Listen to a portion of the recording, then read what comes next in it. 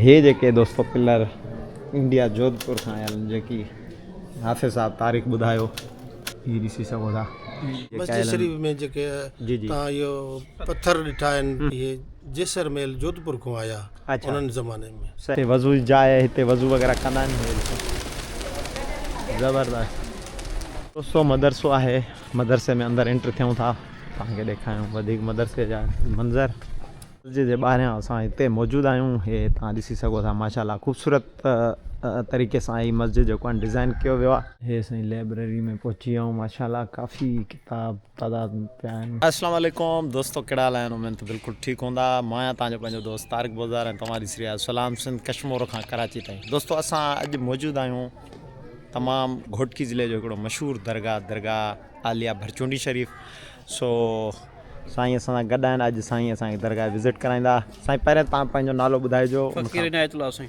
फ़कीर इनायतुल्लाह साईं असांखे अॼु दरगाह शरीफ़ जो विज़िट कराईंदा। ऐं इहो बि तव्हांखे ॿुधाए छॾां त मां ॿिया काफ़ी दरगाह घुमिया आहिनि, पर पंहिंजी ज़िंदगी में अॼु पहिरियों दफ़ो हिते आहियो आहे बि वेझो ॾैरकी मीरपुर जरवार को बि इहो फ़ासिलो न आहे, पर अॼु आयासीं माशाल्लाह। त मां चयो साईं खे चयो, मां चयो साईं अॼु असांखे दरगाह शरीफ़ जो विज़िट करायो। ऐं हिते साईं यारा मौजूदु आहिनि, अब्दुल लतीफ़ माहिर बि हिते गॾु आहिनि। साईं तव्हांजो नालो? अब्दुल रशीद। त पोइ साईं हलो असांखे पहिरियां साईं छा विज़िट कराईंदो असांखे? दरबार शरीफ साईं हाफ़िज़ मुसद्दिक़ रहमतुल्लाह जो बाज़ार। अच्छा साईं। पोइ इनको मस्जिद आहे। जी साईं। पोइ मस्जिद खां अंदरि पोइ अलाह पंहिंजो लाइब्रेरी बि आहे, यूनिवर्सिटी पंहिंजो मदरसो बि आहे। अच्छा साईं। पोइ उनजी विज़िट कंदासीं। तमामु बहितरीनु। हलूं था साईं अंदरि। हाणे हे ॾिसो साईं तमामु बहितरीनु दादर शरीफ जो उहो असांजो बुज़ुर्गनि जो असुली रिवायत आहे। जी साईं। मां फ़कीर अची हिते पंहिंजो हथ मुंहुं धोईंदा आहिनि, वज़ू कंदा आहिनि हिते। अच्छा साईं, तमामु बहितरीनु माशाल्लाह। वज़ू करे वठो हिते साईं वज़ू कंदा आहिनि ऐं असां बि वज़ू कंदासीं। हे ॾिसी सघो था, हे साम्हूं हिते दरगाह अंदरि एंटर थींदासीं। हे ॾिसी सघो था अब्दुल लतीफ़ माहिर, तमामु बहितरीनु तरीक़े सां ही ठहियल ही जायूं ही ॾिसी सघो था माशाल्लाह। पाक हिंद जी मशहूरु दरगाह।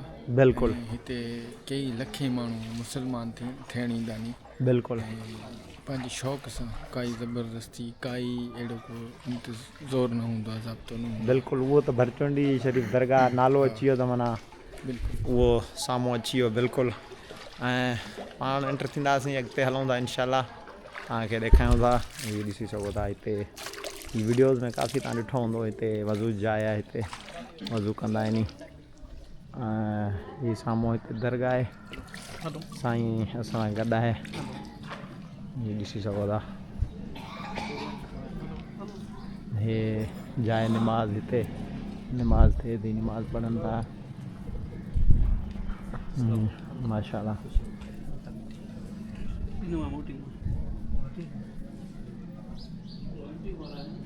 ये ॾिसी सघो था दोस्तों। साईं वालेकुम सलाम, चाल ख़ुशि ॿियो ख़ैर? ठीक ठाक ॿियो ख़ैर? ठीक ठाक। ही दरगाह आहे साईं, एंट्री गेट आहे मेन, ॾिसी सघो था।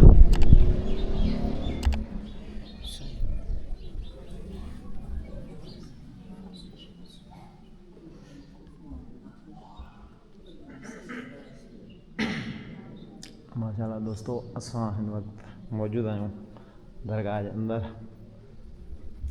ऐं ही दरगाह जा मथे ॾिसो तमामु बहितरीनु ख़ूबसूरत शाकार सां तयारु थियल ही दरगाह माशाल्लाह। ही नाला बि लिखियल आहिनि, हज़रत पीर हलीम शहीद, हीरो ज़ोन जो आहे साईं। ऐं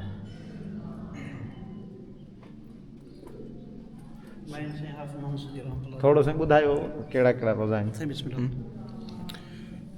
अस्सलाम वालेकुम। सभिनि खां पहिरियों जेको ख़ानका भरचुंडी शरीफ़ जा जेके बि बानी आहिनि उहे हाफ़िज़ मोहम्मद सिद्दीक़ रहमतुल्लाह अलैह। सही। जंहिंजे मथां जेका ज़ंजीर आहे सही। उन खां अलावा जेका ॿिया मक़बूरा ॿिए नंबर गादी नशीन ते हज़रत पीर अब्दुल्ला अलमारूफ़ हादी साईं रहमतुल्लाह अलैह, ऐं टे नंबर ते हज़रत पीर अब्दुल रहमान अलमारूफ़ मुरल साईं रहमतुल्लाह अलैह, चौथे नंबर ते पीर अब्दुल रहीम शहीद अलमारूफ़ शेर ख़ुदा रहमतुल्लाह अलैह, ऐं 5 नंबर ते हज़रत क़िबला पीर अब्दुल हलीम अल मारूफ़ सरणा साईं रहमतुल्लाह जेके साईं मशा जा वालिद साहिब आहिनि। अच्छा माशाल्लाह साईं तव्हां जी तारीख़ दरगाह जी जेकी ॿुधी तव्हां अधे असांखे ॿुधायो ॾेखारियो ऐं हे ॾिसी सघो था तव्हां अंदरि मंज़र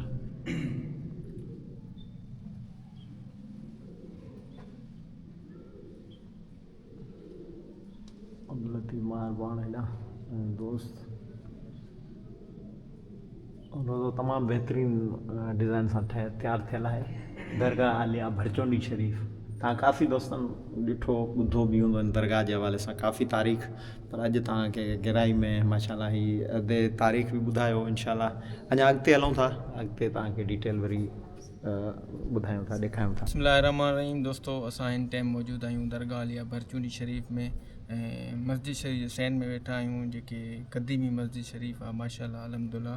ऐं असां सां गॾु आहिनि हाफ़िज़ मोहम्मद हयात साहब, हिते जा जेके आहिनि पेशिमा बि आहिनि ऐं हिते जा मस्जिद शरीफ़ जा संभालींदड़ बि आहिनि ऐं इंतिहाई माशाल्लाह बुज़ुर्ग पंहिंजो इनखे दरगाह खे जेको आहे न गहराई में ॼाणींदा आहिनि ऐं अचो त सां गुफ़्तगू कंदासीं। हाफ़िज़ साहब जी, हाफ़िज़ साहब तव्हां सभ खां पहिरियों पंहिंजो नालो, पंहिंजी जेको आहे जेकी तव्हांजी ख़िदमत आहे मस्जिद शरीफ़ जे लाइ, दरगाह शरीफ़ लाइ, उहा बि ॿुधाईंदो ऐं हाफ़िज़ साहब जी बि जेको आहे जेकी ख़िदमत अऊज़ु बिल्लाहि मिनश शैतानिर रजीम, बिस्मिल्लाहिर रहमानिर रहीम। अल्हम्दुलिल्लाह, अल्लाह साईं जा करम, हज़रत हाफ़िज़ साईं जे दरबार जी महिरबानी असां नाक़िसन नाचीज़नि ते जो असांखे पंहिंजे दरवाज़े जी ग़ुलामी ख़िदमत जी नसीब कई अथसि। छा आहे त पाण ख़ैर सां मस्जिद शरीफ़ साईं जन जी महिरबानी आहे, असांखे जेकी ॼाण आहे हज़रत हाफ़िज़ साईं ख़ैर सां जेकी मस्जिद शरीफ़ जी बुनियाद रखियो आहे, जा पाण ख़ैर सां 1238 हिजरी में पाण ख़ैर सां विलादत फ़रमायाऊं, पर तंहिं खां बाद में पोइ पाण तालीम फ़रमायाऊं। तालीम जा मुख़्तलिफ़ जायुनि ते पाण ख़ैर सां तालीम ज़ाहिरी जेको आहे त तालीम कयऊं। सोई शरीफ़ मोहम्मद हसन शाह जीलानी बादशाह जी दरबार आहे, हिते नज़दीक आहे, पाण हुते क़ुरान शरीफ़ जो हिफ़्ज़ तालीम अदा कयूं बरक़रार। पोइ तंहिं खां बाद वरी पंजाब साइड पाण ख़ैर सां दरस निज़ामी ऐं जेको आहे त मथली ॿी तालीम जेकी आहे उहा पाण हुते पूरो कयूं। उन खां बाद में ख़ैर सां पाण ख़ैर अची करे हिते पंहिंजे दरबार हिते मदरसो क़ुरान शरीफ़ जो ज़िक्र नमाज़ तालिब तलबा पंहिंजो हिते शुरू कयो। 20-25 साल जी उमिरि में पाण ख़ैर सां अची दर्स निज़ामी दर्स क़ुरान शरीफ़ दर्स जेको आहे त शुरू कयूं ऐं उन खां बाद में पाण ख़ैर सां यकी ख़िदमत कंदा रहिया। 70-72 साल ॾसींदा आहिनि पंहिंजी उमिरि मुबारक, इन में पाण कंदा रहिया ज़िक्र नमाज़ इहो क़ुरान शरीफ़ जो दर्स निज़ामी हलाईंदा रहिया। उन खां बाद में जेके ख़लीफ़ा पंहिंजा तयारु कयूं ऐं फैज़याब कयूं, बाअमल वारा इंसान पैदा कयूं, उन्हनि माशा उन्हनि में मौलाना उबैदुल्लाह सिंधी जहिड़ा माण्हू तयारु थिया, मुजाहिद इस्लाम। उन खां पोइ ख़ैर सां इहो बि पाण सबक़ु उन्हनि खे पढ़ायूं त असांखे हिन रू ज़मीन मजो हितो अंग्रेज़ जो हुकूमत जेको आहे ख़तमु करिणो आहे, यहूदियुनि जी हुकूमत ख़तमु करणी आहे ऐं इन शइ जो तव्हांखे असां सबक़ु इहो तव्हां बिल्कुलु पंहिंजे दिलि सां हिमत कंदा अचो। इन में तहरीर पाण हलंदा आहियूं इन आलमनि जे मौलाना उबैदुल्लाह सिंधी जे हथऊं ॿिया साईं जा काफ़ी ख़लीफ़ा फैज़याब, उन्हनि सभिनी इन शइ ते गौर ॾिनो। इहो कमु ईअं हलंदो आयो इंशाअल्लाह साईं जी दुआनि सां। साईं जे टी गादी नशीन हज़रत साईं अब्दुल रहमान उर्फ़ बुरल साईं, उन्हनि जे वक़्त में इंशाअल्लाह अल्लाह साईं जी भलाई थी, पाकिस्तान आज़ादु थियो। उन खां बाद में इहो सिलसिलो जेको मालिक हज़रत हाफ़िज़ साहब बुनियाद रखी वियो अल्लाह अल्लाह जो ज़िक्र नमाज जो मस्जिद शरीफ़ जो साईं जे मथां पोइ जेको आहे त रोज़ो शरीफ़ साईं अब्दुल्ला साईं जो गादी नशीन थियो उन्हनि रोज़ो शरीफ़ तयारु कयो ऐं मस्जिद शरीफ़ जो पंहिंजे ज़िंदगी में सॼो हज़रत हाफ़िज़ साहब पंहिंजे वक़्त में सिर्फ़ु मस्जिद शरीफ़ जो ई कमु करायो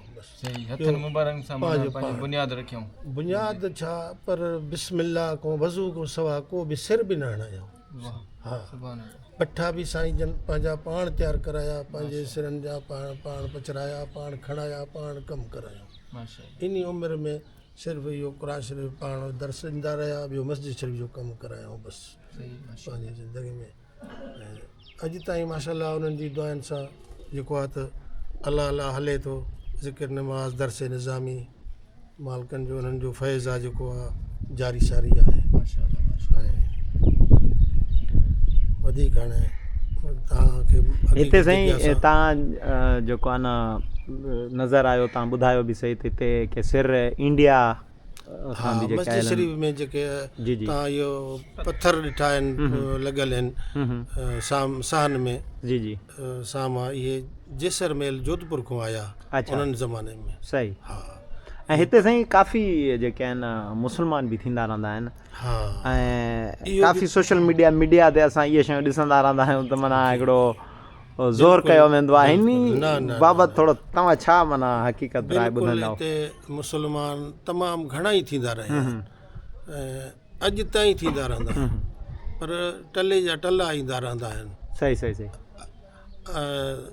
छा आहे त हिते ज़ोर ज़लल बिल्कुलु न आहे सही असांजे पाड़े में बि किबले साइड ते बि मेघवालनि जा घर आहिनि बिल्कुलु ऐं ओभर तरफ़ खां बि मेघवालनि जा घर आहिनि जंहिंखे ज़मीन बि साईं जन जी ॾिनल आहे उन्हनि में वेठा आहिनि बाअमन वेठा आहिनि सही कंहिंखे बि ज़ोर ज़लल जो चवण जो हुकुम असांखे इहो कंहिं न कयो आहे न कंहिंखे ज़ोर कयो बि आहे अञा असां उन्हनि जी बिल्कुलु साईं वारा उन्हनि जी अञा हिफ़ाज़त कंदा आहिनि सही बिल्कुलु जेको पाण रज़ा ख़ुशी सां सही ॻाल्हि कोई बि ईंदो उन खे इंशा अल्लाह ताला हिते को उन खे न को मोटाईंदो सही उन खे बाहिफ़ाज़त उन खे इस्लाम क़बूल कराईंदासीं उन जी हिफ़ाज़त कंदासीं उन जी ख़िदमत बि कंदासीं सही अॼु ताईं थींदी रहे थी अॼु ताईं साईं तव्हां वटि हिते दरगाह ते केतिरा मुस्लमान के अंग खड़ा आहिनि इहा तादाद जी ख़बर न आहे अच्छा साईं न न न सही हर जुमे ते कंहिं ॿिए जुमा ते टे जुमा ते 1 2 4 5 थींदा ई रहंदा आहिनि अच्छा हा कल्ह बि जुमा हो न जी साईं कल्ह जुमा ते बि मां 3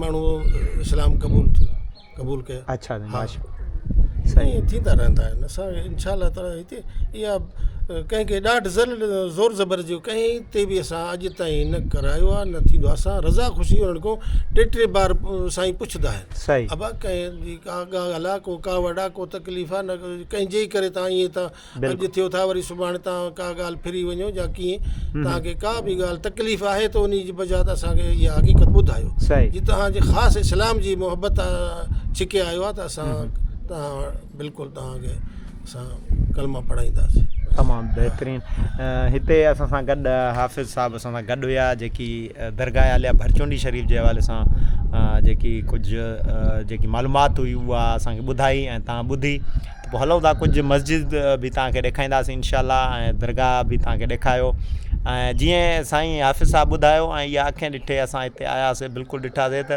हिते काफ़ी हिंदू कम्यूनिटी जा जेके माण्हू हिन ॻोठ में दरगाह जे चारो तरफ़ ई रहनि था पर मीडिया ते अलाए छो माना इहो थोरो माना ॾेखारियो वेंदो आहे ॿी शइ सो हिते त असां हाणे ऑन दी स्पॉट आहियूं ऐं हिन वक़्तु असां मस्जिद में ई वेठा आहियूं ऐं जेकी ॻाल्हि साईं जन असांखे ॿुधाई हाफ़िज़ साहिबु सो हाणे हलूं था अॻिते इनशा ऐं अॻे जा मंज़र तव्हांखे ॿुधाईंदा हाफ़िज़ साहिबु तव्हांजी वॾी महिरबानी तव्हां असांखे साईं टाइम ॾिनो माशाअल्लाह तव्हांखे अलाह ख़ुशि कंदो तव्हां आया हुए थैंक यू सो मच हे साईं मस्जिद जे ॿाहिरियां असां हिते मौजूदु आहियूं हे तव्हां ॾिसी सघो था माशाअल्लाह ख़ूबसूरत तरीक़े सां हीअ मस्जिद जेको आहे डिज़ाइन कयो वियो आहे ऐं हीअ ॾिसो दरगाह आलिया भरचुंडी शरीफ़ हिते असां मौजूदु आहियूं ऐं हाणे अंदरि बि हलंदासीं पाण ऐं मस्जिद जी काफ़ी तारीख़ आहे जेकी जी साईं बिल्कुलु हीअ ॾिसी सघो था अंदरि हलूं था। अचो साईं लतीफ़ साहिबु। हलो जी। बिल्कुलु हीअ ॾिसी सघो था साईं मेन काफ़ी हिते जेके आहिनि तादाद में माण्हू नमाज़ लाइ ईंदा आहिनि परे परे खां माशाल्लाह। हीअ ॾिसी सघो था हीअ मस्जिद हे वारा जेके जेको आहे न हे जेके पिलर जेके लॻियल आहिनि अच्छा इहे जोधपुर खां आयल अथव। हे जेके दोस्तो पिलर इंडिया जोधपुर खां आयल जेकी हाफ़िज़ साहिबु तारीख़ ॿुधायो हीअ ॾिसी सघो था। इहे जेके साम्हूं कढ़ाई ॾेखारे हा साईं बिल्कुलु साम्हूं उन दौर जी। हीअ डिज़ाइन जेकी आहे उन दौर जी आहे पुराणे दौर जी। हीअ ॾिसी सघो था तमामु बहितरीनु तरीक़े सां हीअ जेकी आहे मस्जिद ऐं उनजे पिलर जेके आहिनि डिज़ाइन कया विया आहिनि। सो हीअ ॾिसी सघो था हीअ ॾिसो तमामु बहितरीनु। अंदरियां अगरि तव्हांखे ॾेखारियां हे अंदरियां मस्जिद जा मंज़र काठ जो कमु थियलु आहे पर तमामु बहितरीनु तरीक़े सां जेको आहे डिज़ाइन थियलु माशाल्लाह। काठी जो कमु थियल अथव। हे काठी आहे बिल्कुलु साईं हे काठी जो पिलर आहे। ही मेन मस्जिद आहे जेको काफ़ी माना परे परे खां माण्हू हिते निमाज़ लाइ ईंदा आहिनि पढ़ण जे लाइ। ही अंदरियां ही मंज़र दरगाह आलिया भरचुंडी शरीफ़ असां हिन वक़्तु मौजूदु आहियूं ॾहरकी तालको ॾहरकी ताईं। हीअ ॾिसी सघो था ज़बरदस्त। ऐं हिकिड़ो नौजवान ही क़ुर पाक पढ़े पियो माशाल्लाह। ऐं हलो से मस्जिद हा साईं बिल्कुलु मदरसे हलूं। मदरसे साईं हाणे तव्हांखे मदरसे जो दीदार बि करायूं था। हे ॿाहिरि सहन जेके हिते नमाज़ पढ़ण जी जाइ आहे काफ़ी तादाद में हिते माण्हू नमाज़ लाइ बि ईंदा आहिनि। हीअ ॾिसो अचो साईं हीअ ॾिसो हीअ मेन माना दरवाज़ो हितां खां माण्हू ईंदा आहिनि एंटर थींदा आहिनि। काफ़ी पुराणो माना हीअ मस्जिद ऐं हिते ही कबूतर ॾिसो माशाल्लाह दरगाह जे ॿाहिरियां हिते वज़ू जी जाइ आहे हिते वज़ू वग़ैरह कंदा आहिनि। हे ॾिसो ज़बरदस्त माशाल्लाह दरगाह साम्हूं आहे हिते ऐं हेॾां हे कबूतर तव्हां ॾिठा हेॾां वरी हे वज़ू जी जाइ।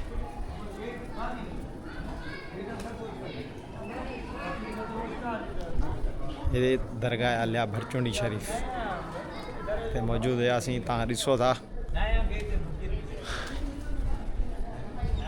हे साईं माना मेन गेट आहे हितां वॾो। हे साईं बाप सदी मेन गेट जेको अच्छा। जीअं साईं अचनि था पिया जेकी जमाए साईं जी जी जी मेन गेट इहो आहे साईं। अच्छा साईं माशा दरगाह जे लाइ दरगाह जो माना मेन गेट दोस्तो हे अथव हे बाप सदीक बाब सदीक खे ॾिसी सघो था तव्हां।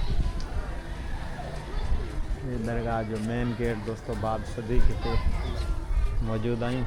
मदरसे हलूं। अच्छा मदरसो साईं हितां घणो परे आहे? हे मदरसो हे आहे? ख़ासि मदरसो हे साईं मदरसो हिते ऐं हे ॿाहिरियों हिते सहन।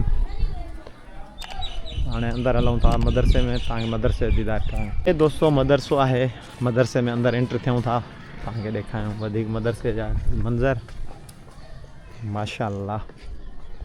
हीअ ॾिसो हीअ साईं मदरसो हिते असां मौजूदु आहियूं अब्दुल लतीफ़ महार पाण। ऐं दरगाह जो जेको गुंबद आहे इहो साम्हूं तव्हांखे नज़र ईंदो हूंदो इहो साम्हूं। ऐं हे मदरसो आहे हीअ ॾिसी सघो चारों तरफ़ दरगाह आलिया भरचुंडी शरीफ़। हिते साईं असां हाणे हे लाइब्रेरी साईं बिल्कुलु लाइब्रेरी बि तव्हांखे घुमाईंदासीं। हे प्रिंसिपल ऑफिस हिते हीअ ॾिसी सघो था ऐं हीअ मदरसो ऐं काफ़ी कमु थियलु आहे माशाल्लाह दरगाह आलिया भरचुंडी शरीफ़ में जेको असांखे नज़र अचे पियो। काफ़ी हिते नमाज़ पढ़ण जे लाइ ॿाहिरि ॿाहिरि शहरनि खां हिते ईंदा आहिनि जीअं घोटकी खां अलावा ॿियनि ज़िलनि खां कंदकोट कश्मीर काफ़ी ज़िलनि खां हिते जेके आहिनि नमाज़ जे लाइ बि ईंदा आहिनि उहे दरगाह जे लाइ बि ईंदा आहिनि ज़ियारत लाइ। ऐं हीअ मदरसो आहे असां हिते मदरसे में मौजूदु आहियूं ऐं ॿियूं शयूं बि तव्हांखे इनशाला घुमायूं था। हलो हलो हलो साईं हलो हलो हलो।